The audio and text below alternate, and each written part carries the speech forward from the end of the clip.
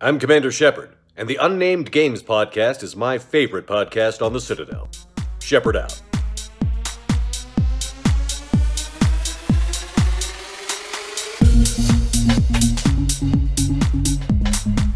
Hello, people of the internet, and welcome to episode 25 of the Unnamed Games podcast. I'm Craig, your host again for this week, and first off, I just want to say a thanks to Mark Meir for that fantastic little intro. We are well chuffed with that. I hope you enjoyed it too.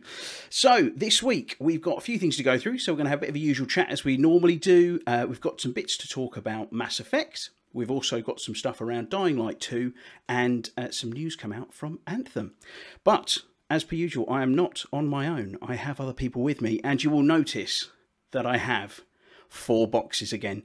There's not 3 this week. We have the man himself back, Mr. Alan Longfangs Howler. Welcome back, Mr. Alan.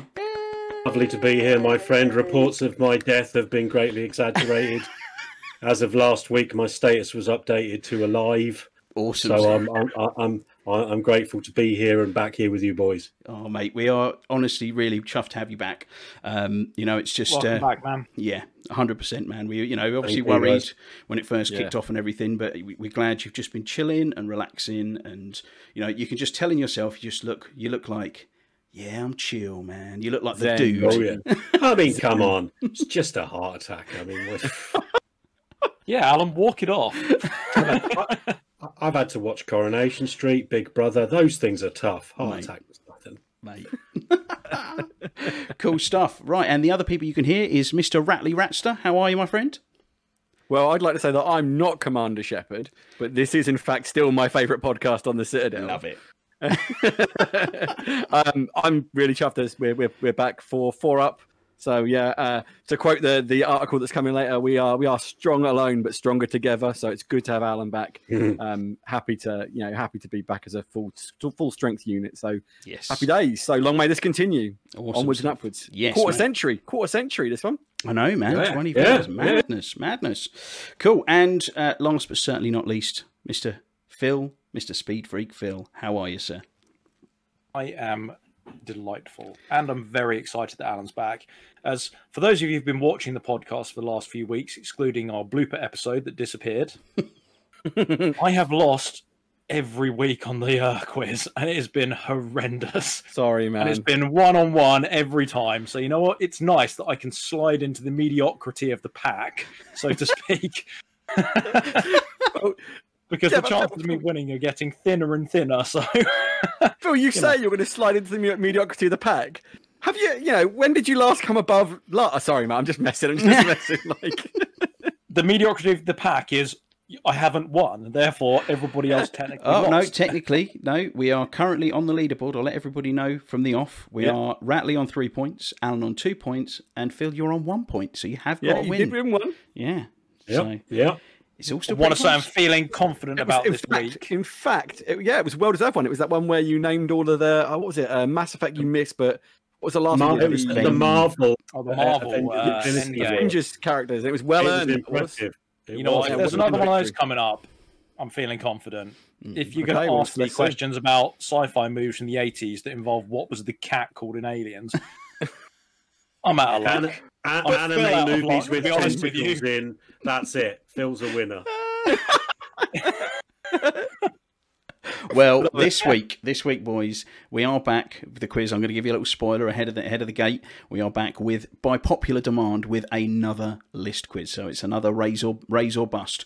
And this week, Phil's in a chance here. And this week, I don't have to think of a buzzer that I'll panic and forget when someone asks a question. Yeah, that's it. This week, there's a couple of curveballs in there. I made it a little different, and I think everybody's got a really good chance this week. And actually, one of them, I think, Phil, you might have the edge as well. So it could be your week. Anyway, curveball. What J-Lo films pre-2000 can you name? It'll be like stuff like this.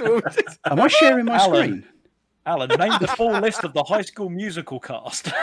Oh, I'm there. As I said, Phil has got the winning one this time.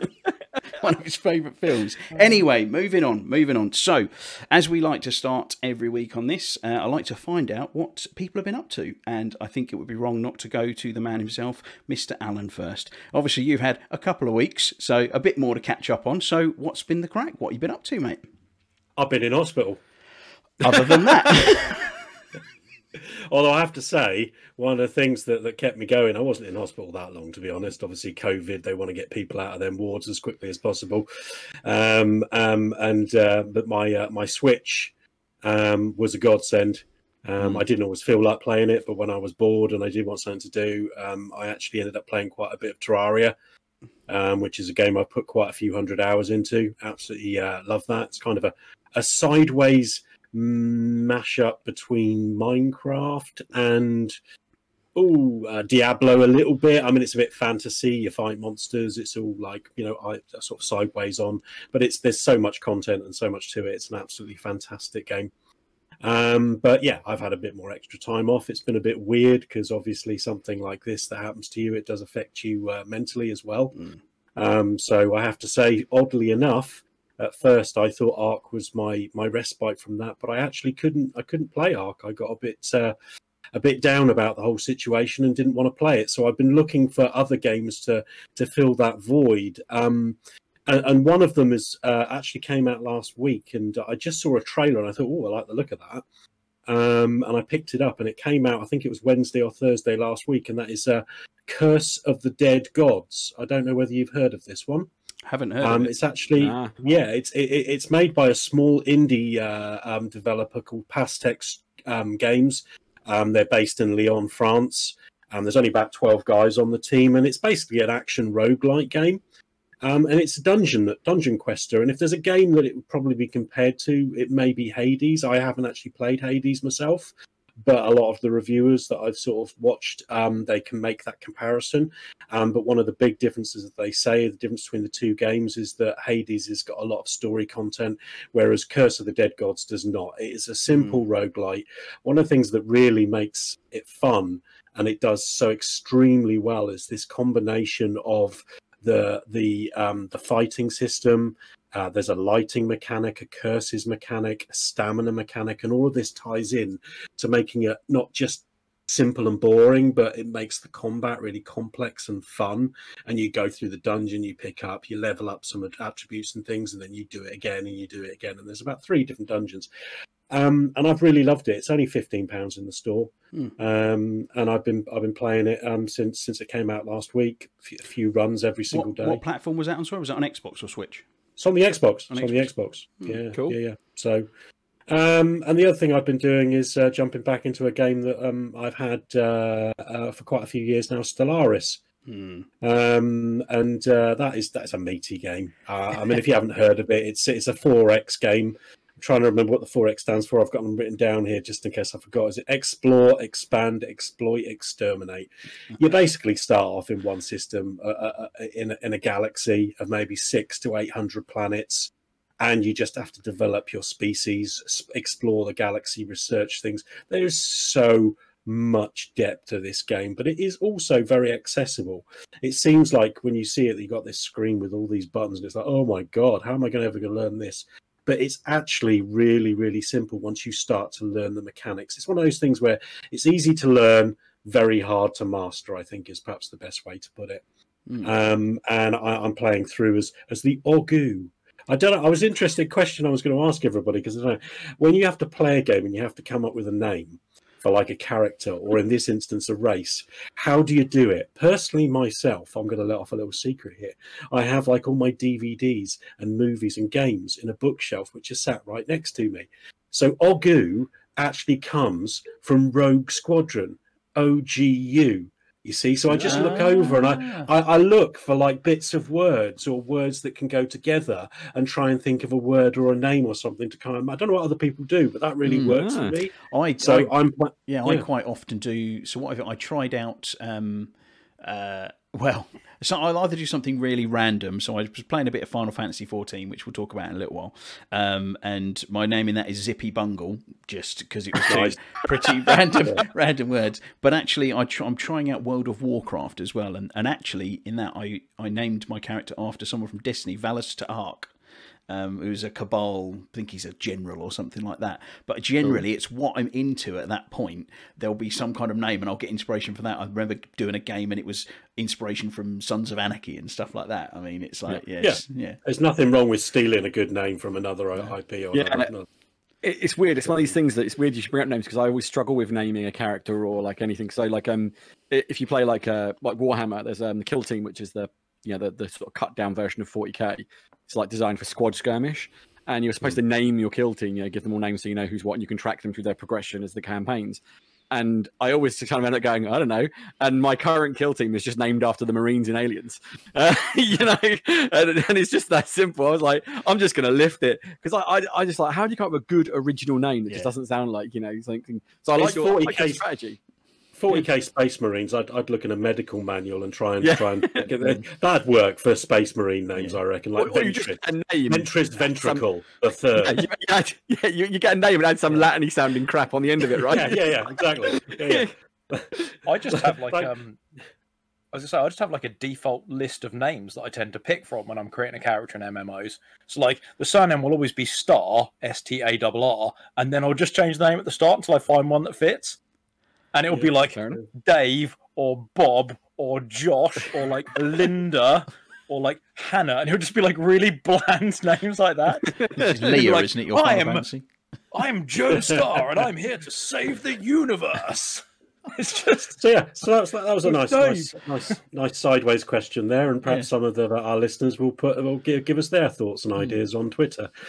Just to round off on what I've been on to, because I don't want to steal the show for everybody, but also I finally finished Enterprise. I think I brought this up a few weeks ago. So I finished it, and in contrary to what a lot of Trekkies out there, I actually really enjoyed the last episode of the last series. Maybe it's because I'm a TNG boy myself, and it had Mr. Will Riker and I haven't seen it yet. I'm not giving any other spoilers than that. But at the end of the day, you'll either hate it or you love it. A lot of Trekkies hate it, but I do get a bit tired sometimes of Trekkies trying to tell other Trekkers what's good and what isn't, and what should be called Star Trek and what shouldn't. I'm a universal Trekkie. I love all Trek. Some episodes are better than others, of course. Some are better written than others. But I really enjoyed that final episode, despite what other people said. So I finished watching Enterprise, and I really enjoyed the experience. And I think I'm going to start on TNG again. Nice. I always found with the last episode of Enterprise is what frustrates me more is that last couple of episodes before the finale, it really finds its feet and it's getting a really good head of steam about it, and then it just kind of takes this massive curve in that last episode and just steamrolls into this other direction. Just like, what happened here? We missed, like, it just they got cancelled. Is what happened. They got cancelled, and that's why it happened. And they were trying to save the show, but it was just such a shame that they did it when the show was really finding its feet. And it's like, because that always happens with Star Trek. We've discussed this before. First two seasons are usually really wobbly, and then the third season is where it gets going, and then you get three or four more seasons generally of really good TV. And Enterprise was right on track to do exactly that, and then they went, nah. I've just short-sighted business execs. What a shock! They never do that. Firefly. Firefly. I've just twigged that you were talking about Enterprise and not Discovery. Yeah, it's Discovery I had in my head. You'll never watch Enterprise. No. I was going to say I didn't think you'd watch Enterprise either. No. Enterprise is a really good show. I think. Yeah, I enjoyed it. I did enjoy that. Was it? They did the 5 episodes of the Grand Terran Empire, wasn't it? Yes, they did two. They did two episodes, but it was was it 2? It was good. Yeah, it was called Mirror Darkly 1 and 2. Yeah. I enjoyed that, and the little guest appearance of the original Enterprise at the end there as well. I thought it was very. Well, actually, yes, it was. It was called the Defiant version. Yes, and it was the same design. It was the Constellation class design from. Yes. Is there a section on the quiz for different designs of Star Trek vessels? By the way, Craig. Darn it. Anyway, yeah. So that's some of the stuff I've been up to. Anyway, so good stuff, mate. Good stuff. Awesome, Mr. Phil. Let's move to you next, mate. What have you been up to, mate? Anything different from last week, or are you still powering through the same stuff? Kind of similar stuff, yeah. So I'm still watching Power. I'm now episode 6 of season 4. I am in deep with that. Like, I'm going to the end now. Did you want to tell Alan what's in that? Do you want to tell Alan what's in it? Your little elevator pitch. Oh God. So Alan, there has been a description of this show that I've used for multiple weeks, and you missed out on both of them. So just to let you know, there's a lot of death in there. There's a lot of drugs. There's people getting cut up, and there is a significant amount of boobies. Well, I'm sold. I'm sold. I was actually saying to Ellie last night, because I've started to rewatch The Witcher, which we had a discussion on, didn't we? And it comes up on Netflix. It basically says violence, foul language, nudity, and I'm like, well, that's it. I'm sold. Yeah. That's a TV series I can buy into. Let's Sounds get like this on. Spartacus. I'm in. Yeah, basically. What's the plot? Who cares? Have you not seen the description? Violence, swearing, and nudity. That's what I signed up for. Well done. Let's get it. Let's watch it. Absolutely, yeah. But I'm completely hooked on that, so I'd thoroughly recommend that. You know, there's lots of curveballs. Everything keeps going wrong all the time. There's lots of boobies in there. To be honest, though, you're almost like there's so much of it in like the first 5 or 6 episodes. By the time you get to episode 8, you're completely anethatized to it. You don't even notice it anymore. No. Oh, it's another sex scene. It's another hot girl with her boobs out. What's actually happening? And yeah, then you actually concentrate on the story at that point, and it's pretty good. I'm enjoying it anyway. Other than that, I have played some more Destiny, just powering through the weekly challenges on that. And then I have dipped back into Final Fantasy XIV. It's all Craig's fault because he wanted to try it, and I had to sub up so I could play it with him. I'm hooked again. I'm back in. I'm doing all the end game, like all the extreme raids on there. So I've got through 4 of the 8 remaining ones because I need to do a bit more story stuff that I'm locked behind to get to the final 4. But that was quite enjoyable. I mean, I went in there very much like my character from like 18 months ago. I was like, this will be fine, and I got my ass absolutely handed to me because I was completely underleveled and undergeared for it. But yeah, it's fine. I made it through. Bought myself some money, spent a significant amount of gil getting some new swords and stuff, and now I'm all good. I can power through the content. So I've got about 14 days left on my subscription of that. So I think that'll be the next 2 weeks of gameplay for me. Well, I've so I mean, I don't know if you caught up on that or not, Alan, but so I've been trying this year to very much sort of try out games that I wouldn't normally try and try and find out what's so great about these things that I wouldn't normally go into. So Final Fantasy is one of those ones I've been trying to try. So and I don't know, I've a couple of weeks I played it, and I don't know how many, a good number of hours into it, to maybe level 30, and I put it on 2 nights ago, I think, and I started running around, and I thought, I can't do it anymore. I just can't do it anymore. And I know you love the game, Phil, and I apologise, but it is awful. Like, it is so boring. It's the most boring game I've ever played in my life. It's just not your game. It's not your cup of tea. No, I get that. I told you this. As I said, I said you won't like it. Yeah. But it's not. But the thing is that I don't like about Final Fantasy games, as I said last week, is very much the aesthetic and stuff, because they're very cutesy and, like, you know, little teddy bears flying around and stuff like that, and it just doesn't fit with the kind of thing that I like. But the core gameplay of it was just quite slow and boring for me. That's just the way I found it. But, you know, as we said before, there's a good number of people who do like it. But yeah, 20 million of them, give or take. Yeah, I've given up. Actually, on that point, we had a bit of a discussion. There was one of our listeners, Lee, actually text me or us, and he was like, "Surely not. There's no way that it's bigger." And he did a bit of research, and actually, it's because it's quite hard with MMOs to figure out what the numbers of players are. Yeah, we did. So 20 million players. It's got 20 million registered users in Final Fantasy, and I think it was about 3.5 million active subscribers. And World of Warcraft was 113 million registered users. So it was actually vastly bigger. Yeah, that's a big. Yeah, weird, because it doesn't show it on Google when you just search it. I don't even remember where we managed to get the stats. I'm going to put it out there, but how many dinosaurs in Ark? Yeah, that's it. Yeah. Still 176 on the internet, Phil. Yeah, there's proof of that. But yeah, I mean, thinking back on it, it's like even my wife knows what World of Warcraft is. She doesn't play it, but she's heard of it. It is like a household name, that game. Final Fantasy XIV, most people wouldn't know what that is. Do you know what I mean? And actually, when you think about it that way, it kind of registers and makes sense that way. That's why I was really shocked when it was like saying that Final Fantasy is now the biggest MMO. It blew my mind. Yeah, I was like, what the hell? You know, like I could have sworn WoW was the biggest of the big of the big. You know, like it was the big dog. Yeah. You know? Yeah. Well, in that case, I shall apologise for my incorrect information. I blame Google. Yeah, so but I've actually been sorry, just to steer off there, just while I'm on the subject. Like I said, I've been playing a little bit of World of Warcraft, so I've literally put about 3 hours into it, I think, at the start, and I'm quite enjoying it so far. It's a little faster than Final Fantasy, and it hasn't got again, it's just my preference, the kind of the style of the game, that cutesy style. It hasn't got that, and that just sort of, it doesn't resonate with me, so I don't enjoy being in that world. Whereas this is a bit more of your standard ghouls and goblins and werewolves, and I'm a guy who turns into a werewolf when he attacks people, which is quite fun. Yeah, I'm enjoying it more so far, but again, time will tell. I don't think MMOs are my thing, but this is certainly, in my opinion, better than Final Fantasy 14. Yeah, Mr. Ratley, off to you next, mate. What have you been up to? Well, I know one thing you've been up to because I've been doing it with you. Yeah, so that's something we'll come on to in a bit. We've definitely been playing a few things here and there, but I've earlier this week tried to finish off Gears of War Ultimate Edition with my friend Kev. We're doing it on Insane.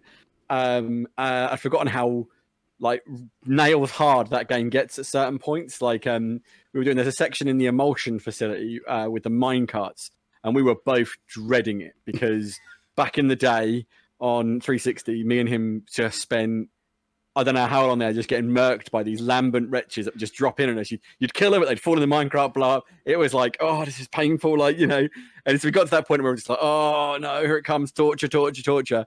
And we actually got through it pretty quickly. We were like, oh, okay, that was easier than I remember. But we came to a part in later on, which wasn't in the original 360 release of Gears. It was in the Ultimate and in the PC release, which was the Brumac section. I didn't realise there was an extra section in it. Yeah, there was a whole section that was cut from the 360 release because of timing, and I was always really disappointed it never got re-released as DLC, but it was reintroduced in the PC release, which came out about 6 months or a year later or something like that, I think.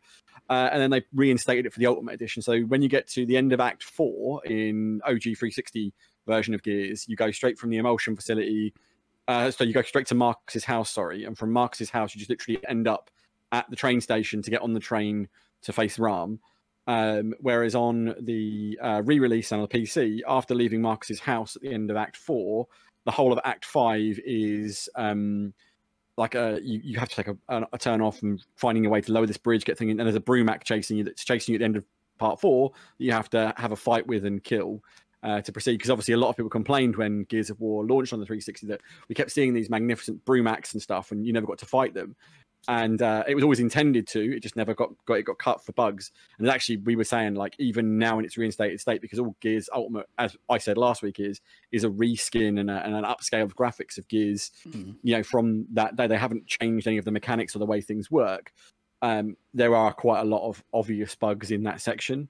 It's not unplayable, but it's certainly, you can feel it's a bit more broken in that section.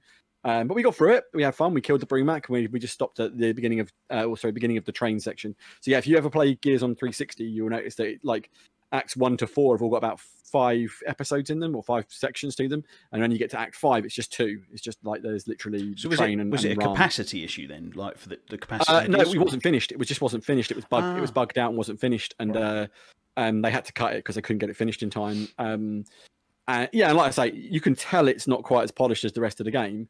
I think it's one of those really tough decisions they make to cut content purely thing. They did it with Gears 2 as well, because Gears 2's got a section which was reinstated via DLC, which was the I forgot what they called it now, but it's where you sneak into Nexus after. Actually, I won't say because there's a huge spoiler associated with what happens. But there's a very sad moment in Gears of War 2, and if you've played the game, it's a very sad moment, very very sad. And there's a point where when that moment ends, that they cut a whole section out of Gears 2 because it, again, wasn't finished. They had to cut it for timing reasons. It's a good section, actually. It's really, really fun to play. And then the only other thing I've done of note this week, geeky-wise, other than painting and my usual stuff, is I relived part of my childhood because I had Spotify on while I was doing some painting earlier in the week, and it was on a soundtracks playlist, and it went into random after playing my playlist, and it pulled up out of nowhere the score for Disney's The Black Hole.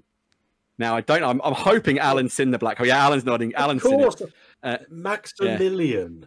Yeah, and Vincent, Vincent was old Bob. But anyway, it's an old Disney movie. Well, I say old Disney movie, but it's a Disney movie from the early 80s, late 70s. And brilliant. it was when Star Wars came along. Everyone was like, we need a Star Wars, and so Disney tried to make a Star Wars. It's nothing like Star Wars. It's absolutely nothing like Star Wars. But I absolutely loved the Black Hole as a kid, and when I heard the music, it just like instantly like this. Just it wasn't like a wave of nostalgia; it was a tsunami of nostalgia slapped me in the face. And I was like, I need to watch the Black Hole, and I found out it was on Disney Plus. So up came the Disney Plus and watched the Black Hole, and oh my god, I love that movie. That film is great. Like the special effects were incredible for the time, as was Star Wars. They're not quite in Star Wars' league, I don't think, but there's some great things. The robots are full of character, absolutely brilliant. It's a very adult story for Disney, I think, in a lot of ways.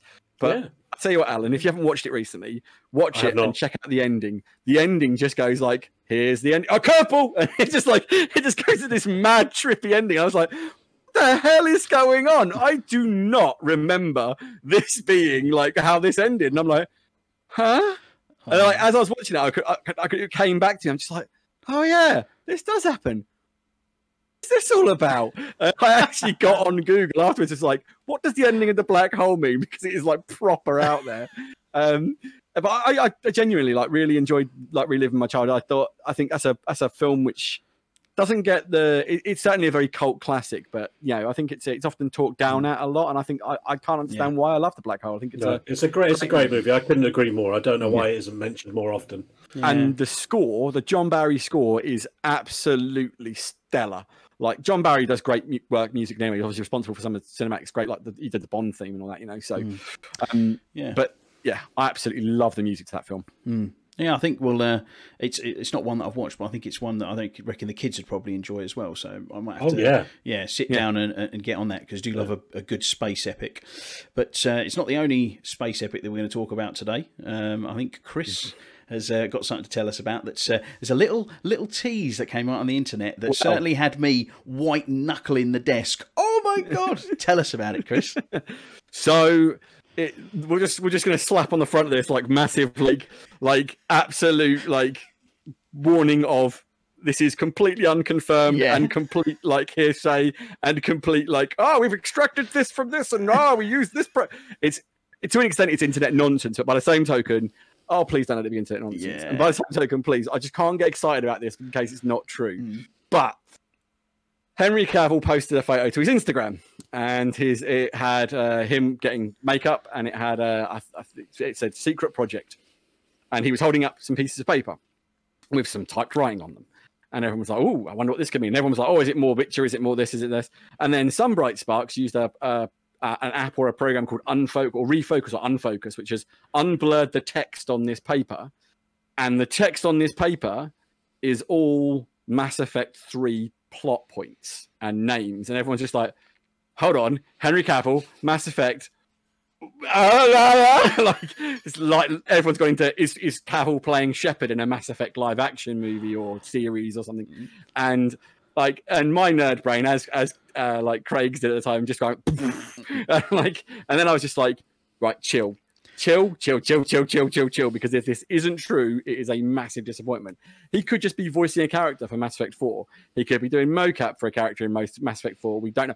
Regardless, if Cavill is on board with Mass Effect, I'm so happy about that. But I'd love to see a series. I'd love to see a film. He'd make a great Commander Shepard. Yeah. Like, whilst he doesn't look like the traditional Shepard necessarily, he's got that action movie chops. He could really pull off that lone hero saving the galaxy, assembling a crew. Yeah. We've seen him do similar things. I think he could pull Shepard off, definitely. He could pull Shepard off well. Of a live do you want to rephrase that? Yeah, no, I don't. It's fine. It's done now. So I wanted to talk to Alan about this, because Alan is, out of the three of us, he's not the. It's not that you don't like Mass Effect. You're not a big Mass Effect fan. You didn't get through the games, did you? It's just one of those things. And I'm hoping that when the Legendary Edition comes out, that you will get into it. But I mean, hearing this, what do you think? I mean, did it get you quite excited? Any thoughts? Well, I mean, in all honesty, when I first heard that Henry Cavill was really pushing and going towards doing the Witcher series, my first reaction was kind of like, Henry Cavill. What, that Henry Cavill, that stunningly handsome, good-looking guy that plays Superman, is going to play rugged, kind of smelly, dirty Geralt of Rivia in a TV series? How's that going to work? And then he did it, and I was like, "Oh, okay, that's the chops of Henry Cavill. Okay, that man can really transform. He is Geralt of Rivia. Yeah, I mean that's just astonishing. So not knowing Mass Effect as well as perhaps you guys do, but having our fantastic intro from Commander Shepard, I know the voice of Commander Shepard, and my first reaction is Henry Cavill playing Commander Shepard. Not sure that works. Hang on a minute. Let's regress a bit. Henry Cavill playing Commander Shepard. Probably be brilliant, wouldn't it? Yeah. Probably be blooming awesome. Yeah. I mean, and then I said to you the other day, didn't I? Sorry, Chris, you take it. Right, I said to you the other day, if they can get that science fiction aspect, you know, the whole of Mass Effect science fiction down pat, and get that realism of something like they have in something like The Expanse, for example. Yeah. That would be so awesome. That would be absolutely epic. Not me, but not being a massive fan, not knowing everything, would actually be an advantage. I would watch that because a lot of stuff I wouldn't know, and it would just be like, oh my God, this is going to be awesome. So very excited if it's true. And the quality of computer game TV series these days has definitely taken a couple of notches up. 100%. Yeah, and really this is the best time for it to happen. And if Cavill's behind it, that's got to be a good thing, right? Yeah, you would think so. I mean, I think we were having a bit of a conversation on the side, weren't we, Phil? Actually, via message in our WhatsApp group, and Phil's got a very differing opinion to some of us, and I'm interested to hear. I'm deeply terrified at the prospect of them doing this because they have not yet made a good Halo live-action movie, and Halo is owned by Microsoft and has a lot of money at its disposal, and they can't get it right. And I love Mass Effect. It's beloved in my heart, much as it is with Bradley and Craig. And if they make a TV series and it's bad, I will never forgive BioWare. And let's be honest, right? You know, their track record lately isn't great, you know, particularly with one of the subjects we'll be discussing a little bit later about Anthem. You know, if they make a Mass Effect TV series and it's not good, or it gets cut, or they start cutting corners and shortening the time frame to get it out, I'm worried. And again, you know, you guys, we all loved the Witcher TV series, and I enjoyed watching the Witcher TV series, but the story in that was convoluted and it was not very concise.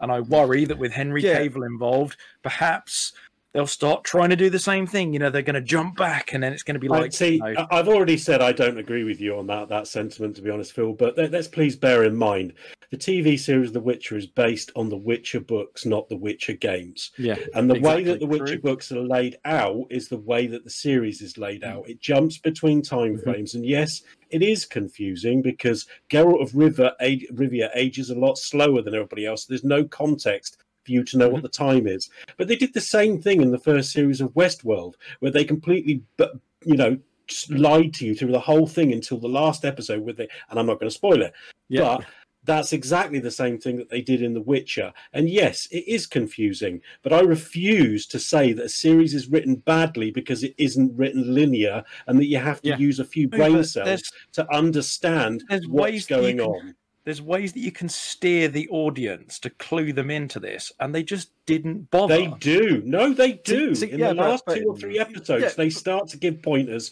and it moves towards showing you that actually, oh, hang on, that was this time frame, and that's that time frame. Exactly. It's not that complicated. I'm just saying, it would have made better TV with a bit more clarity around the time frames. It could have had a little more clarity, maybe. Okay, if I say this, but it uses very much the Pulp Fiction way of telling the story, right? Because Pulp Fiction is this, and the first time I saw Pulp Fiction, I was like, I'm not sure I like that because it was all just all over the shop, right? And then I watched it again, and like the genius of Pulp Fiction is the fact that it's not linear, and these stories all interconnect at various points, and you get to see this, and then when you watch it again, you see the interconnect, and you're like, oh yeah, this. And like, so if you rewatch Pulp Fiction now, like one of the things that's apparently just become noticeable to people after all these years is in the first scene with Honey Bunny and what's his name? What's her name? Sorry, you can see Jules and walking past, and they're all dressed in obviously the stuff after things. You can see them walk past while they're talking at the beginning. I didn't even know that. Yeah. There's loads of that in there. There's loads of that. And the opening scene, it says, just brilliant. It's brilliant, and it's genius. And The Witcher, I think, like. When the first episode, I totally get where you're coming from, Phil, because the first episode I was like, what the hell is this? Like, hold on, my brain hurts, what? And then like, hold on. I would bet you any money that this is not a linear story. And then I watched it with like kind of that in the back of my mind, and it just made sense. So you watch it a second time, which I've done. Yeah. I'm on the third time now. It makes a lot more sense, and it's just genius. I will profess, I've only watched it through the once.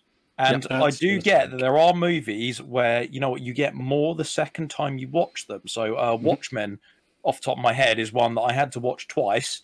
And the second time I watched it, admittedly about a month apart, I actually enjoyed it a lot more than the first time. What's that other movie that came out quite recently where they were... Tenant. That was another one. I watched it the first time, enjoyed it, and I was like, I did watch it again about 2 weeks later with...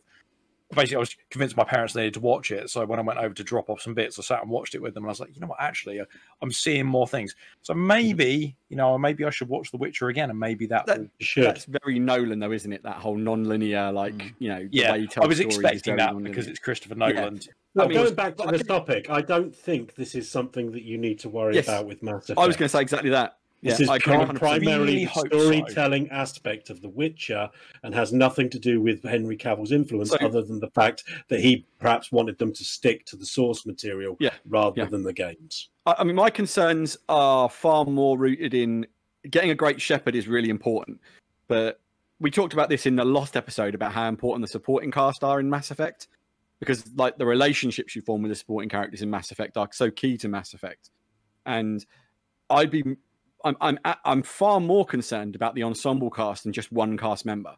Like having a great Shepard is a good starting point, and Cavill would be a great Shepard. So if this is true and we get Cavill as Shepard, I'm all on board. I love what Cavill does. He's been brilliant as Superman. I think he's been brilliant in Mission Impossible, to be fair. I really, and again, love him as Geralt of Rivia. He's a great actor, and he's quite versatile. He maybe didn't necessarily show those chops initially, but he's certainly a better actor than I think a lot of people thought.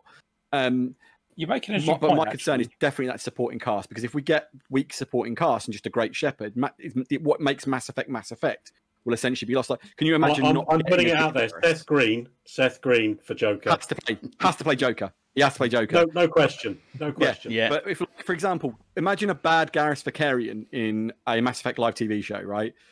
That would be unforgivable. That would be almost unforgivable as getting a poor Shepard. Like for me, the casting of Liara would be so important. But this is the other problem you have, with Mass Effect. Mass Effect is a game about choice, and they're going to tell a linear story, and they're going to have choices made for you. And as a player, you get to choose the person you want to romance and that. What are we going to see from this series? Because it could just upset a lot of fans because they don't choose their relationship. Do you know what I mean? It's like, how do you tackle that element? That's really one of the questions, isn't it? Really, because nothing has actually been said or so. Who even says they're going to follow the story of the Mass Effect games? They might have some of the characters that are involved in the game, but who's to say that they're actually... It might be a moment or a capsule moment in time within the time frame of those games where these adventures that you're going to see happen. So it might actually have no relevance to the actual story that we all know already.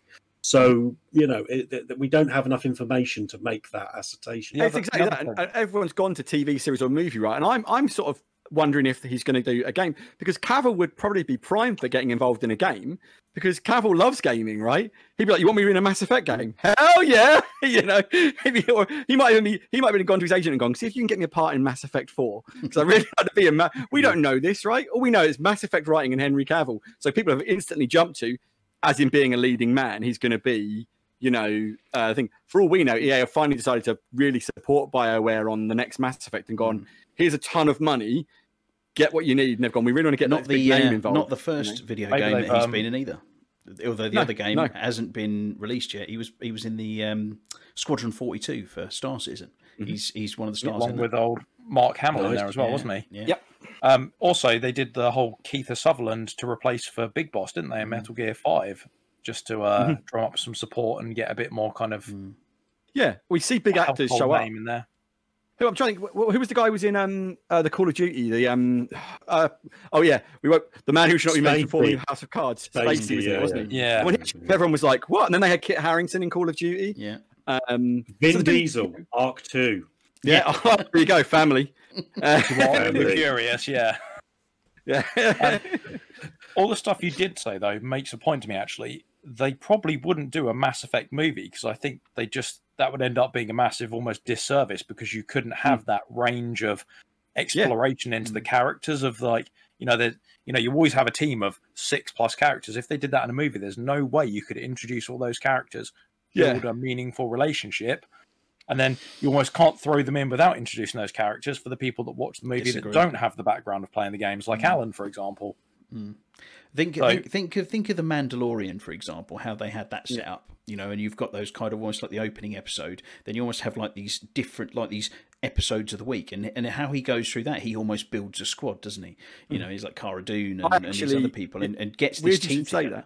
And it's almost like that's almost the way they could do it. And it is almost a very game format, the way that they do the Mandalorian, as he kind of levels up and gets better armor and better weapons and things as it goes through the different episodes. It's a perfect kind of way that they could put a series like that, I think. Go on, Chris. It's actually a really good point you say that, because I actually was looking at a conversation. I was trying to find something in one of our conversation threads, and me and you had a conversation about Series 2 of The Mandalorian, and I said it feels a bit quest-givery a lot of the time. And it totally does. And Mass Effect as a series would lend itself to that kind of scenario. You find you've been told to go, because you think about Mass Effect 1, just as an example. Your first thing is you have the opening sequence where you obviously do what you do, then you end up on the Citadel and you're told you need to get evidence to support your claims. You go do that. That's one episode, right? You have to, and it ends with the big revelation at the end of episode 1, which number is, 2. You spend the whole episode bouncing around a planet in the Mako. You're trying to figure out how to control it. Like, if I'm going forward, why is it going backwards? I don't know. It's like what it is. Episode 2 is just one mountain, a near sheer cliff, and they're like, I can get it's like, well, let's go around the mountain. Now let's just drive over it. Why? Because we can. And then episode 6 circles back round to the Mako, where you're stuck on an ice planet and one of your wheels is broken off and you're trying to survive.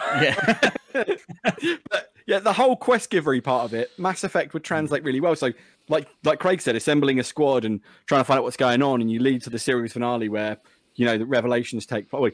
I can just see like 12-episode arc, and episode 11 is on talking to, I can't say the name without spoiler. Vigil, let's say Vigil, because Vigil's not really a spoiler.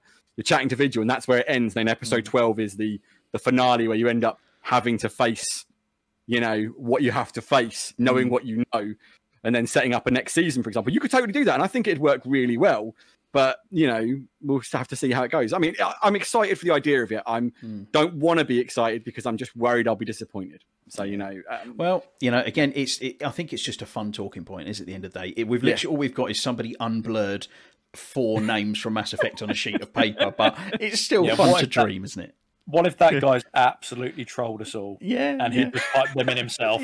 And on that bit of paper that Henry Cavill held up, it had apples, bananas, orange juice, project, my Tesco shopping list. 2 hamburgers at 12 o'clock. It was actually, it was his requirements as an actor. Like, this is what you need to get me to keep me happy. Go do the shopping. Love it. Great stuff. Cool. Yeah. Well, I mean, that's the thing. Like I was saying, it's something that's nice and fun to have a bit of a discussion about, and the chances are there may not even be something happen from it. But I think from your point, Phil, saying about being potentially disappointed and then kind of rushing things and things not coming out right, we're getting far too much of that in the games industry at the moment, and I think that's why we're kind of almost like on tenterhooks whenever we think about something like that.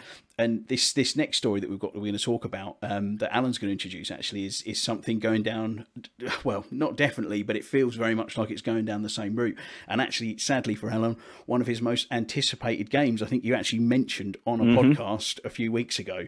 So I thought it was really important that Alan kind of goes through this one. Do you want to take it away, Alan?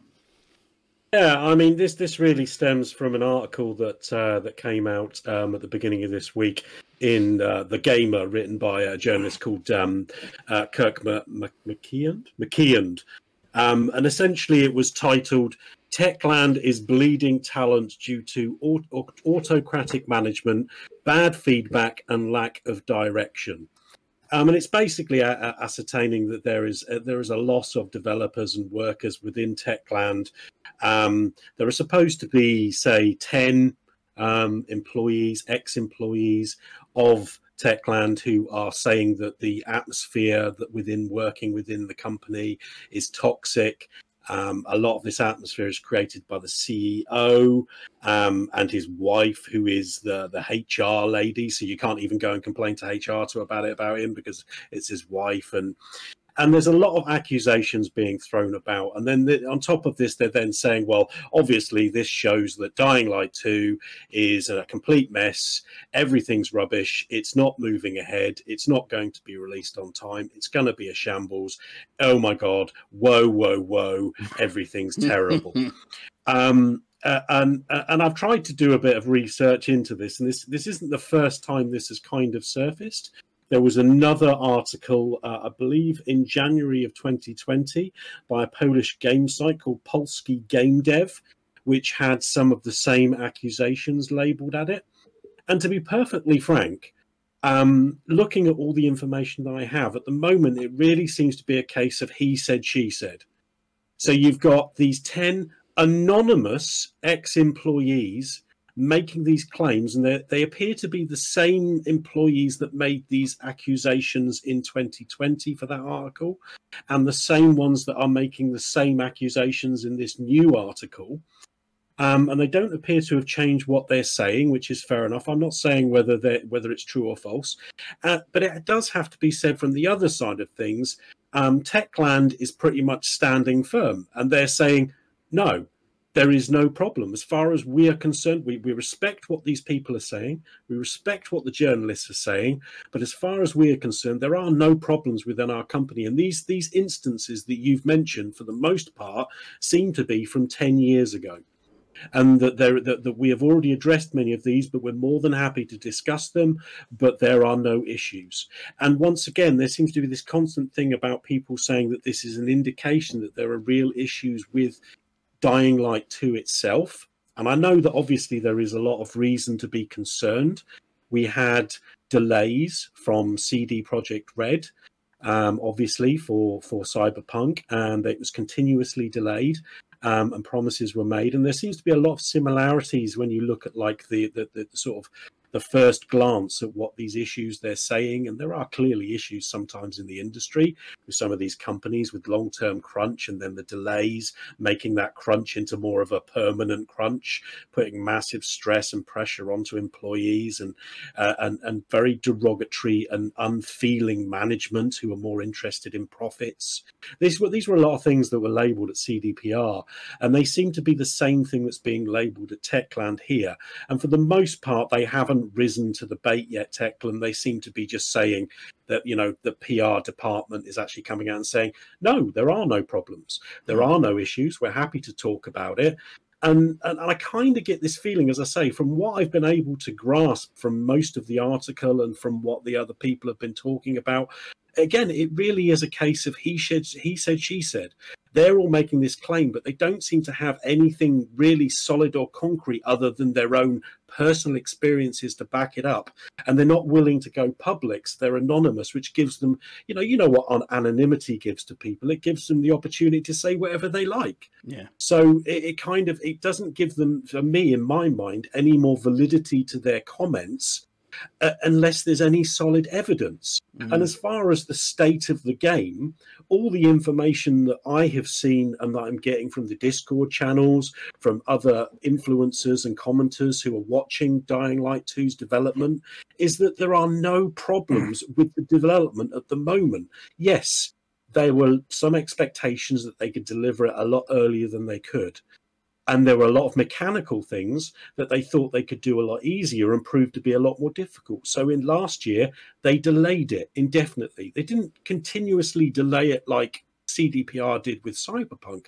They said, look, we don't know when we're going to have this ready, but we are working hard to get these problems and these things that are proved to be blockers in some of the technical side of things that we want to achieve with this game. So we're not going to give you another date because we don't know how long it's going to take. We're going to go back to the drawing board. We're going to try to sort these issues out. And when we're ready to give you a date, when we've got more of an idea of what we can achieve and when we can achieve it, we will give you a date. But the progress is moving steadily along. It's continuing to move steadily along. And yes, there may be issues. There are over 300 employees at Techland.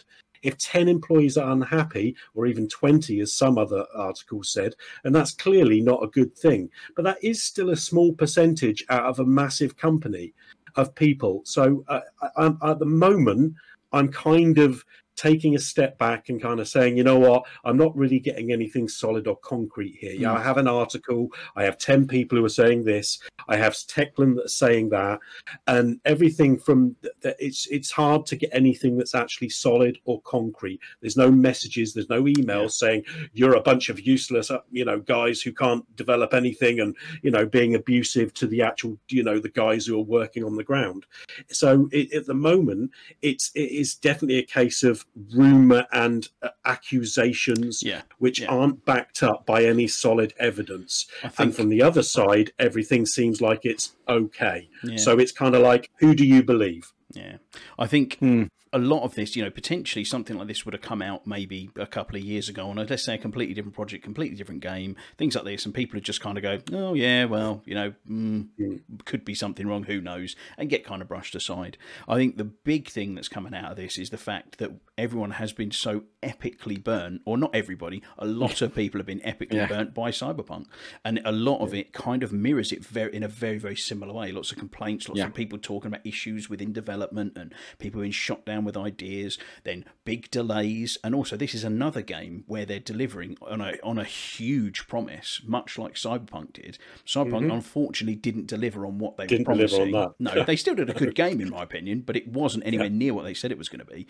And Dying Light 2, that it puts me on edge, because I'm thinking to myself, they really are trying to push the envelope with this game, and it sounds tough. And I mean, the first game is fantastic. It's a really great story. It's a massive game, beautifully designed world, and still, you go back to it. I mean, it's an early Xbox One game. Aside from the the low frame rate, it's quite choppy, and the motion blur and stuff. What they managed to achieve on the base Xbox One hardware is staggering. When you're standing, you've been playing it recently, haven't you, Alan? When you're standing out in a storm, and the wind and the rains come past, and the trees are flowing in it looks stunning. It's really amazing what they did, and technically it's fantastic. I fired it up on PC today, actually, after looking at the trailer for Dying Light 2. I thought, actually, I'm going to fire it up on PC because it's on a free play weekend with Steam, and actually playing that, because when it is 60 frames without all the motion blur and stuff, it is, I mean, wow. I mean, it's a stunning looking game on PC. It is. It's the way to play it, definitely. But yeah, I think that's very much that's why it's got all this traction, I think. I mean, Phil, you've obviously played Dying Light and stuff. I mean, are you worried about what's coming up here? What are your thoughts on the situation? So I have played the original Dying Light, but I didn't get as deeply into it as the rest of you guys did. I'm not a huge fan of those kind of zombie survival games, particularly not in that kind of first-person layout. I prefer like the kind of World War Z third-person style. But yeah, I mean, like you said, they're kind of making the same kind of noises as what was coming out of CD Projekt Red before Cyberpunk, and that does concern me. They have set themselves a monumental task list to achieve for Dying Light 2, and particularly with the current climate, they can't get together in the building, they can't discuss things, they can't plan things. Updating and developing new game models. People are trying to work from home and then send it in, then somebody else is working on it. They don't have that kind of free thinking they would perhaps normally have as well outside of this kind of COVID-19 environment. So I think the fact they've delayed it was probably a good thing. We, like you said, I mean, of a studio of 300 people with 10 people having gripes, I mean, I guarantee if you went and looked at Bungie, I'm sure there's more than 10 people have got gripes about the way that company's run, and I'm sure... Be any company. You could go to like the Coalition or then you Quadruple A Studio, and I bet you there's still 10 people there. You go to the Co-op and there'd be 10 people that aren't happy. You go where I work, there's always people who aren't happy, but I mean, at the end of the day, it doesn't mean they haven't got valid concerns. It's just, it's like, is there inherently a problem with the infrastructure and the management and the development and the pipeline, which is another thing that's been labelled within Techland for the production of this game? And I if 10 people are saying yes, but the other 290 are saying no, everything's fine, it's kind of like, well, who do you believe? Who's the person? I think that's a really Go on, Phil. Sorry, I'll let you finish up. For me, I think it depends on the 10 people. Now, they've remained anonymous, but if it was Yeah. like the project lead, the head of HR, and, perhaps... Wouldn't be the some people on head of board, HR because she's married to the CEO, so that's... her assistant, so let's go with that. But you know what I mean? If there were like key people in the development of this, there was like the story writer and the director and the head of character development, and then within the company there's somebody who's like high up in the HR department, I'd be thinking, okay, these are important people that are bringing this to light, and they're not having their concerns dealt with. Yeah, if it's 10 Joe blogs who sit there developing, doing like the reskinning of things and creating assets and things like that, and it's something that, it sounds horrible to say that, but you can go out and get lots of other people to do it, and maybe their complaint is that they're not validated as much for the work they're doing or something. I can, again, in so many big companies, you can feel like a cog in the machine, and a lot of people don't like that feeling of being a cog in the machine, and that leads to these gripes. Like you said, you go to any company and there's already a cashier at Spa that's got a grump about something. In your case, Craig, the not wanting to move to the till with the chip and pin reader that's working, so you can use contactless or Apple Pay. Yeah. Won't go into that. Yeah, so on your face there. Yeah, that's my thoughts. It depends on the 10 people. We don't know who they are. So what does this mean for the studio? Time will tell. Anything additional to add, Chris? Or? Well, I was going to say, I think a lot of it's been covered really thoroughly. Again, we're all of the agreement that if it's delayed for the right reasons to make the game better, fine. And I think there's a real big thing here that, and I'm not saying that these aren't necessarily mutually exclusive, but we also have to look at the thing of like, you can have HR issues and that not affect the quality of the game. The game can be completely separate to 10 really peeved employees who think they're being unfairly treated. But it doesn't mean the game's in a state, and people who report because there are 10 angry employees, that means the game's at state because it's been delayed. That's properly a causation versus correlation argument. We don't know that those two things are related in any way, shape, or form. You could produce a brilliant piece of work from a really crappy environment. On a slight tangent, that I remember just recently finding out about the production of Aliens, which is a phenomenal movie, and all the riggers and crew people hated working on that movie because James Cameron didn't want them having coffee breaks and tea breaks, which they're union guys, right? They're entitled to these tea breaks, and James Cameron was like on their back about it, and they were just like, oh, they hated it. But yet Aliens is crafted exquisitely because those people, whilst they were unhappy, cared about the work they put out. Now, we don't know the ins and outs of this, but it's very important that we understand that just because there are 10 angry people, that doesn't mean it's got that the game is in a state. It does. Again, as you said, there's huge echoes of CDPR Cyberpunk from this, but just because it's happened over there doesn't mean it's happening over here, and so on and so forth. There's so many unanswered questions that to draw the conclusion that Dying Light 2 is a massive technical failure and will never be delivered because they've indefinitely delayed it because they don't want to promise they'll get it out by X date because they've realized they may be overshooting it a little bit. And with 10 people saying, oh, I'm not enjoying working on it, it's like, cool, if you're not enjoying working on it, go get another job. Like you're a talented developer. If you're at the studio making Dying Light, you're not useless. There's got to be jobs out there. That sounds very like blunt and matter of fact, and it isn't just like that. But you know what I mean? It's like, if you're so unhappy there, you have options. But I also get the feeling if you're the only 10 people to speak out, but 150 people are upset, they're just worried they're going to lose their source of income, which is the other potential problem you could have. I don't know, but I think you need to be very clear that just because there are 10 angry developers who are saying, I'm not happy in my work, that if they're not happy, they're going to have every reason to slam the studio and say bad things, right? And I think that doesn't necessarily mean that Dying Light 2 is in trouble. The proof will be in the pudding when Dying Light 2 arrives. Yeah, that's it. I'm looking forward to it. I was never not a fan of Dying Light 1. I never played it. It didn't grab me, but I saw Dying Light 2 advertised and that whole branching narrative stuff. And I went, that sounds incredible. I'm really excited for that. And as you said, Craig, I think that when I first heard it, I was like, that's hella ambitious. How the hell are they going to do that? And I think, they've maybe bitten off more than they can chew. Yeah. But if they want to take their time and get that right so we get this phenomenal release, that's great. Point. But let's not tie the two together because they're not necessarily the same thing. Hopefully they are just doing exactly what we all want them to do, which is go, it's not ready.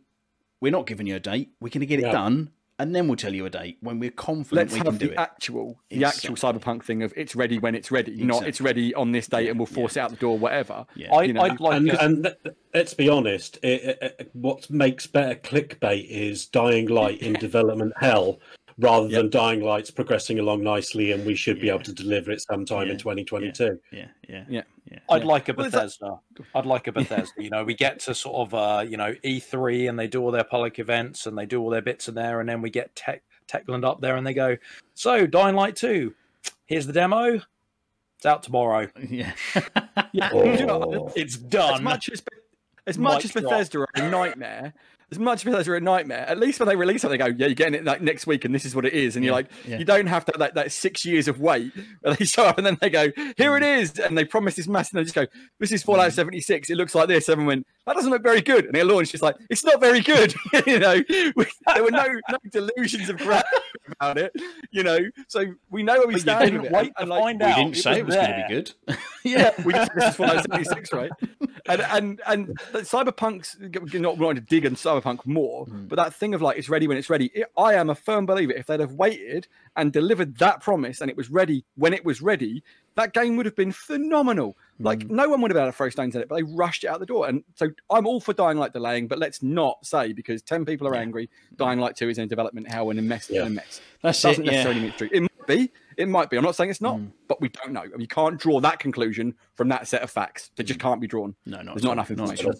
Yeah, I mean, game development is tough, and particularly when people are making these huge ambitious projects, things, it's difficult to deliver on a dream and a promise of what you're trying to do. Often publishers get in the way, and it isn't just as cut and dry as the creative people have full control. They have timelines, they have deadlines, they have budgets to run to. And potentially that's on our next topic. It's something that happened with this game that notoriously came out to a pretty poor reception initially, and plans to change that and put right what was wrong in the first place, maybe not happening now. So Phil, do you want to go through what's going on with this next title? And we need to keep it a little short on this one because we're running a little short on time. So I will be short and sweet. I'd like to profess, just because I discussed this, I am happy and excited and sad at the same time. Yeah, and you'll understand why. So that's what she said. Thanks, Alan. It's good to have you back. I'm going to keep that a secret. Yes, Anthem. They aren't going to fix it anymore, I'm afraid. They've basically cited. So executive producer Chris Daly has explained his decision to quit work on Anthem, motivated by a mixture of the impact of COVID-19 and a desire to focus on other BioWare projects. So, and it's a big stinking pile of fill, and it's time to put it out of its misery. Yeah, they've bitten off more than they can chew, and they've realised that actually, even if they fix it, it's not suddenly going to pull in a load more money because it's not really a games for service, and there was no model to generate extra revenue. So actually, they were just flushing money down the toilet, I suspect, is the outcome of that.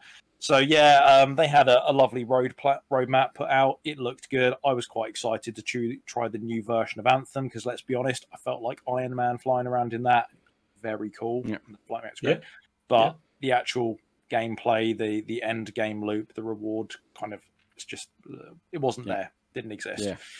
Yeah. In terms of that, they've said they are going to focus on other BioWare projects, specifically naming Dragon Age and Mass Effect. And that is why I'm so excited about this news, because you know what? More time, more monies, more talent into those two game franchises is very much the right move for them. Yeah. And I don't know how true this is because we saw a tweet that could have been from Alan's brothers, sisters, mothers, daughter-in-law. But apparently the next Dragon Age game could have been a games as a service. And they've realised after the failure of Anthem that it will now not be. So don't know 100% how true that is, especially after my faux pas with Final Fantasy 14 and trusting the power of Google. So, I'm not going to back myself into a corner on this one. But yeah, it sounds like certainly that is the best news I could have heard for Dragon Age, because I've played all of the Dragon Age games. I've enjoyed all of the Dragon Age games. I like the franchise. I love the Grey Wardens. I love just the game. Apart from when they didn't have healing in Inquisition, that took me a little while to get around the mechanics of how to survive in that. But a few guides, a little level up tips, and I'm there. I understand it now. It's all about building up your shield. But yeah, so yes, good news on Dragon Age front. That's got to be good news for Mass Effect. What do you guys think, Chris? Let's go to you first. What's your thoughts? Yeah, I mean, I've never been the biggest Dragon Age fan. Like, I think for me, the biggest hurdle was Dragon Age Origins, where I came off Mass Effect, and Dragon Age Origins had that old school RPG where you select text and it just plays out. Like, whereas I was used to that kind of contextual dialogue wheel from Mass Effect, which was so groundbreaking, you know. And it was a shame not to have it. And I missed the voice protagonist, which was something cool from Mass Effect, which it improved through the series. Don't get me wrong. And I'm definitely more of a sci-fi nerd than a fantasy nerd. But getting off point, I'm sad. I'm so sad about Anthem, because Anthem is such a wasted opportunity.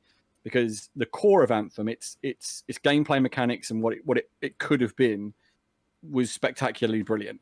What it was a steaming pile of fill, but not for the reasons of there was anything particularly wrong with Anthem. Just there was no support for Anthem. That's the more tragic thing here. Is EA were claiming they were going to have this big games as a service model like about 4 years ago, and Anthem was their first big project of it. And what we got to see of EA's games as a service was, what we mean is we're going to release this thing, promise you all this content, and deliver literally none of it. You know, and I said, as a big Division player, right? Division 1 launched with a horrible end game. And I've said this before, and I'll never stay away from it. I enjoyed the Division 1, even when it wasn't particularly good, because as we know, it was a bit of a safe haven for me. But you know, the end game of Division 1 was awful, and there were some severe mechanical problems, but it got to patch 1.4, and I will never forget the state of the game stream where the dev sat down and went, and then literally the first thing one of the community managers said was, we get it. The game's not fun. You know, we've played this game. We know it isn't fun. So we're going to fix it. And if Anthem had done that, like, and been honest about it and done it and said, these are what we're going to do, and from where going, not had to spend a year in development hell because they launched it a year too early, we could have had a phenomenal game, I think, which is a real shame. I think there was a lot of potential in Anthem wasted, so I'm very sad. But I am very happy for Dragon Age fans, of which I have a couple of friends who are super fans of Dragon Age, who, as soon as they heard the rumblings of games as a service model from EA, everyone was worried about that. And I mean, even I was, as not even a big Dragon Age fan. I'm like, why would you do that to Dragon Age? It doesn't, you know, it's square peg round hole 100%. You know, I don't get it. I do not get it. It was a terrible idea. Thankfully, it appears to be gone. I am excited for new Mass Effect. If they got more resources for it, great. I think it's only good news for fans of fans of BioWare and what BioWare are good at. I'm not saying they couldn't have produced a great game in Anthem, but you need to focus on what they're good at and keep doing what they're good at, because when they do that and they deliver games like Mass Effect and Dragon Age, they're some of the greatest games I've ever played. And we need more of that. We need that great, rich storytelling that BioWare are famous for. These characters you want to spend time with. Yeah. So yeah, take them off Anthem if that's what it needs to be. I'm very, very sad, and I'm exceptionally sad for the Anthem community, which, whilst it was very small, it was very, very passionate. I've spent the last year or so just occasionally visiting the Anthem subreddit, and those people in there genuinely love that game. And I can kind of relate, because when the Division was in a state, it felt like that was going to go away. You know, and it was like, I don't want this to go away. I'm enjoying it too much. So I know how they feel. I'm very sad for those guys. There was a rally of support from all the other communities on Reddit as well for them in the last few weeks. So very sad to see it not happen, but it does lead to potentially greater things. So fingers crossed, but that's my few takes. I think with Anthem, very much, I think you're right in what you say. You know, BioWare need focusing on what they're good at. And actually, if you'd have taken all of the games of a service stuff away from Anthem, taken on all the time it took to develop that, and added that time into creating one of BioWare's epic stories, that game would be, I'd be talking about that like I talk about Mass Effect, I think, because it was so fun when you went out with a couple of your buddies and you're doing combos of attacks. That gameplay loop, the initial combat gameplay loop, was great fun. I loved standing at the back of the field firing the huge cannon off the shoulder of my Colossus and then charging through with a shield, while I think it was Alan was the little speedy suit with like the knives going flying through everywhere, and it was just so much fun. But it got stale so quickly. I had great fun through the demo, and the actual full game didn't give me any more fun than the demo or beta or whatever. Mate, the full game was a £60 demo. Let's face it. It was. Like, I said it the other day as a joke, but it's so true. You know, so true. 100%. Yeah. I mean, you played it, Alan, as well, didn't you? I mean, what's your thought? It's another shining example of management getting involved in the development of a game. Their ideas of a game is how to make money, not produce a game that is entertaining and that people want to play. And Anthem is yet another example of a serious misstep by the publisher rather than the developer, controlling the strings and controlling how that game is developed and dictating what the end product is. I applaud BioWare for trying something different.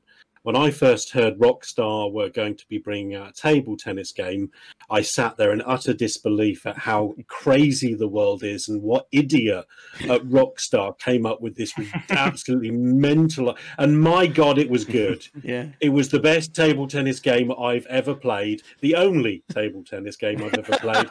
And I played it continuously for weeks because it was so much fun. BioWare are a talented studio. And you can see that in the design and the creation of the core systems of Anthem. As we've said many times, flying those javelins around was sheer joy. And as you said, I was kind of, I can't remember what it was called, a hunter class? With a spinning around a high... There was Vanguard, there was Colossus, Storm, Ranger. And Ranger. Yeah, I was a big fan of the Storm. I just love flying, flurry of blades flying around. It was just so much fun. And I have to say, on the other side of that coin, I've made it. I've said this before. I absolutely loathe games as a service these days. Those games aren't for me anymore, and I feel that it is so sad that so many publishers seem to think that they are an avenue to make money, and they can put that template on so many other games. And if they'd kind of forced that onto Dragon Age, I would have been so disappointed. That is a game that in no way, shape or form, as Ratley said, square peg, round hole. It doesn't fit. That isn't the game that Dragon Age is. So it would have been a huge disservice to the community, a huge disservice to that game as a whole. So if it was true that they were going to do that, it has got to be nothing but good that Anthem has been cancelled. And I'm sorry to the Anthem community, but like a mother that loves her very, very ugly son, that doesn't make Anthem any better. It was still an ugly little game because it didn't have any game contained within it other than on that very eloquent note there, I think we'll wrap it up because we're starting to run a bit over on time now. But that was, I think my final thought just on that situation really is that, games as a service, as much as so many of them come out and so many of them fail, we will continue to see them when there's the likes of, your Destiny out there where they make $500 million a year off one game every year. This is going to happen. I just want to drop in quickly. BioWare is still responsible for Star Wars The Old Republic, which is technically a games as a service, because you have a monthly subscription for the upgrades. They have a cash shop in there, and that game does phenomenally well. And I just forgot to mention, actually, that was the other game they mentioned in terms of what BioWare wanted to refocus on, was generating new content and DLC for that. So actually, they have their games as a service. So did Anthem need to be? I think just really quickly to finish it off. Like I was going to say, Anthem didn't. I try and do really quickly, but we never get there, do we? Anthem didn't need to be a game of service. We said this: square peg, round hole. Anthem's game design was never a game of service. You can just tell that it was meant to be a story-driven campaign, and it was, rich story. You could tell that was where it wanted to go, but they were forced to. Whatever. It's shoehorned like the Avengers. Anyway, it's right. It's dead. Let's bury it. Onwards. Right. So that brings us to the end of the news. And sorry, we've run a little bit over, and it's a bit of a long episode this week. However, Alan's back because Alan's back. You see, it's worth it totally. It's a special episode. But we have special. We have, back by popular demand, obviously, Alan, but also back by popular demand, we have the Raise or Bust quiz, because it seemed to go down really well. So you boys don't need a buzzer this week. And for people who didn't hear it, 2-3 weeks ago when we did it, I'll explain briefly the rules. So effectively, I have 4 lists, and they have a total number on this list. Now, what the team need to do is they take it in turns to guess how many the answers they can get from said list. Now, if they guess, say, they can get 5 of those right, the next person has to either raise. If they can't raise and say they can get more, they're bust and they're out. Now the caveat to that is the person who gets the highest bid then has to read them out. If they get all of them, they get 2 points. If they fail, the other 2 get 1 point each. So it makes it quite interesting. Now, people like this one, I think, because they get to play at home. So, are you boys ready? No. Didn't think you would be. Great. Maybe. Okay. I don't think I can top the Lord of the Rings from last No, one, mate, to be honest. Honestly, I actually referenced that last week. I think when you were just, I just stopped even trying to count them down because you just went so quick, and I didn't hear any of the names, and you just knew them so fluently with all of their middle names, and it was brilliant, very, very good. Also, you gave me an absolute tripe, and Craig still wouldn't have known any different. Exactly, yeah. I think I said last week blobbering of dobbering, and I would have gone, yeah, fine. I can't remember. We'd just believe your knowledge in the subject matter. Yeah. Right. So we are going to start this week with, I think we're going to start with Phil. He's going to guess first. Okay. So the first list is the Destiny 1 enemy units, different types. So we've all played it, and it is an older game. Some have played it more than others. Now, I think Phil has probably got the edge on this one over the others. That's not to say they all have. Now, there is 21 different enemy type units across the different races. So, Phil, out of those 21, how many do you think you can name? It's for Destiny 1, 21 enemy types. I'm going to start the ball with 10. 10? I think I can name 10. Okay. Ratley, can you raise? Huh? I can get one. So I'm out. So bust from you then. Yep. Alan, going around to you. Do you reckon you can get more than 10 enemy types in Destiny 1? Let me think. How many hours have I spent on Destiny in the last 2 years? The same number that I can probably guess, which is a big fat 0. Oh, bust. no. Right. So no one's even going to try. I've gone for 2, shouldn't I? Yeah. Somebody should have tried to push Phil up a little bit there. Right. Okay. Oh, yeah. I'd go for 11 and he'd say, go for it. When you said Phil had a bit of an upper hand, what I think you meant was Phil's got this in the bag as long as he doesn't overbid himself. Well, Phil's concerned right now as he might have overbid himself. Yeah, you guys have got to play tactical with it as well, you see. So right, okay then, Phil. So it's over to you, my friend. Out of 21, you need to name me 10 different types. Go. So let's go with Fallen first. So we've got the Dregs, the Vandals, Captains, Shanks, Servitors, and then the invisible Phils. I'll come back to that in a sec. Okay. All right. How about you got Thralls and the exploding ones, the Cursed Thralls. Yeah. Knights, Wizards, Ogres. 9. That's 10. Oh, cool. That's, I think 1, 2, 3, 4, 5, 6, 7, 8, 9, 10. That's 10. I was going to say Shriekers as well, and obviously I didn't even go into the Vex with the Goblins and Hobgoblins. Okay, so you could have had the Legionnaires, the Centurions, Gladiators, Scions, Acolytes, the where are we? Goblins, Hobgoblins, Minotaurs, Hydras, Harpies. Yeah, so there's I didn't even do anything. Cabal, Granary, like brown, white. Does anybody recognise any of those, or was that just Phil's point? I recognised them when he's saying them. I recognised, Thralls and all of that, Goblins. The first two, and he got to Vandal, and I was like, it's Vandal, not Jackal. Yeah, Jackal's from Halo. I was like, yes, I couldn't even get one. I was like, yep, I got that so wrong. All right, okay, so that's a positive start lead from Phil then. So that's 2 points to Phil. Well done, mate. So who knows? This could be your week, Phil. Could be your week. So I'm determined questions. Destiny questions. It's definitely his week.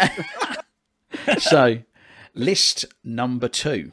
Okay, so in this list there is a total of 13 that you can get, and it is GTA protagonists from GTA 3 onwards. Their names. So I'm going to start with Alan. How many out of those 13 do you think you can get GTA protagonist names? Is it like their full name? I take, if you can't remember the full surname and stuff, I can, I'm going to go for 4. 4. Okay, good start. Right, so round to Ratley. Can you beat 4? Raise or bust? Bust, you can't even name 4. I don't play GTA, man. I've only really played GTA 5, and I didn't really think that much of it. I've forgotten literally everyone in it. I don't honestly know. Okay, this isn't Chris's week then. Sorry, mate. This is a Right, stitch up is what this is. Phil. So what did Alan bid for? Bill, if Alan bid 4, can you raise or bust? I'm gonna go 5. 5. I Okay. think I could do 5. Any raise on Tactical. 5, Alan? No, I'm going to let Phil go for that. Right. Okay, Phil. You have. Right. You didn't see 5 me to roll my go eyes for. there, right? Let me just do that again. So you have. Okay, go. so I need to bid 5. So let's go with the easy one. So Franklin Clinton, Yeah. Trevor, Michael DeSanta. Yeah. That's 3. We just want the main characters, don't we? We can't use It's like the supporting protagonists, yeah, the main characters. ones. Okay, so then was it Carl Johnson from San Andreas? Johnson. Yeah, that's 4. Yep. DJ. And then there was Tommy from Vice City. Began with a V. Do I need his surname? I know his name was Tommy. I did say you could have just names, didn't I? Tommy Vassetti, yeah. Well, there was Tommy also, Vassetti. wasn't it, Tony? There was Tony from like the Liberty That's City. You know, the 5. extra one. That's 5. Mate, you've done it. You've done it, mate. You missed Nico Bellic from number Yeah. 4 though. Yeah. Oh yes, of course. It's a Nico Bellic. So you had other ones in remember there that. from it's from the DLCs as well. You could have had like Claude from number 3, Yeah. like your Nico Bellic, your Johnny Klebitz, Luis Fernando Lopez, and actually had a bit of an outlier like Huang Li All those. from the Chinatown Wars as well. Was of course. Oh Of course, wow, wow, yeah, Of yeah. course. So 4 points to Phil. He's slaying it this week. Absolutely slaying it. Well done, mate. Well done. Just went with the ones I could remember that I might have actually played. Right. Okay. Now this one is a curveball. Okay. So there are 14 in this list. Okay. Now how many can you name of the standard packet current Walker's Crisps flavour?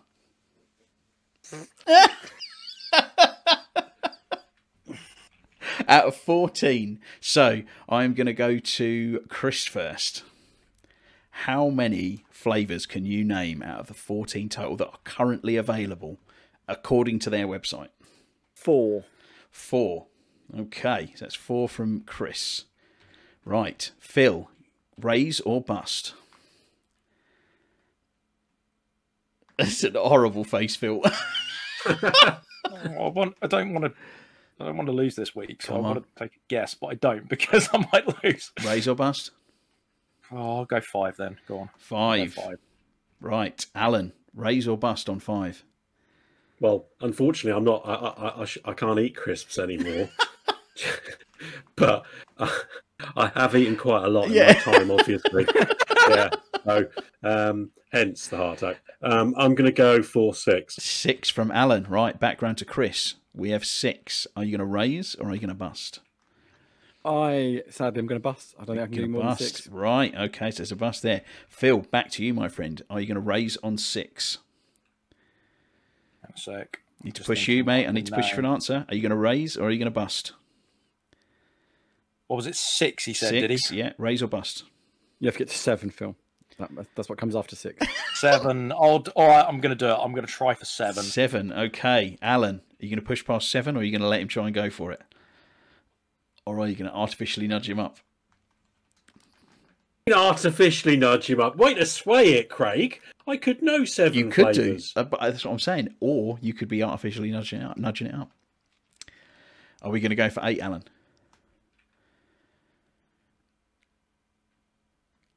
I'm going to push 8. 8. 8. Oh, yes.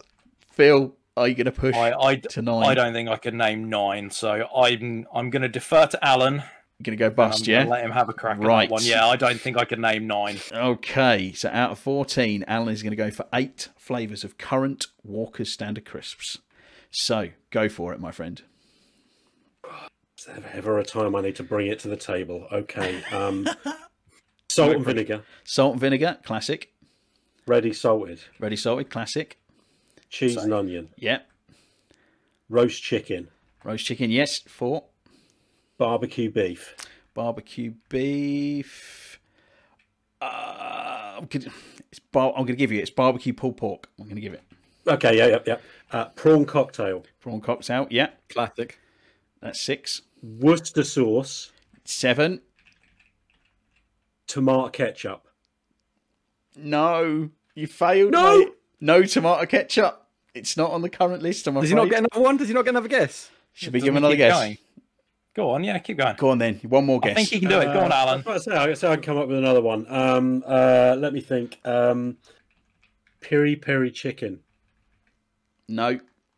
Every Christmas service has a piri piri chicken. No. One more guess, Alan. onion on One the more guess. Go on. One more guess.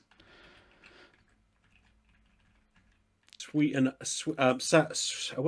sweet and sour onion. Sweet and sour. No. Sorry, mate. Oh no, you could have had beef and onion, Marmite, Beef and onion.